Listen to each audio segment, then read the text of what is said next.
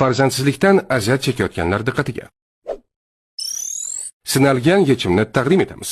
Xurmo guli changining erkaklar uchun foydalari: urug' sifati va miqdorini oshiradi, bepushtlikni davolaydi, erkaklik gormonlarini tartibga soladi, jinsiy xohishni oshiradi. Ayollar uchun foydasi: ayollar bachadonini urug'lantirishga yordam beradi, hayz davrini tartibga soladi. Arab xurmo changi ayollarda estrogen va progesteron kabi muhim gormonlarni tartibga solishga yordam beradi.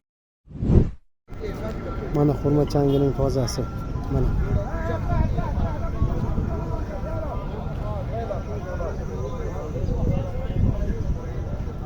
ana shundan olinadi inshaalloh. Xurmo guli changini iste'mol qilishning ikki xil usuli bor. Birinchi usul: xurmo gulining changi 25 grammini 1 kilo toza asalga aralashtiriladi. Ikkinchi muolaja turi 50 grammini 1,5 kilo toza asalga yoki 1 kilo toza asalga aralashtiriladi.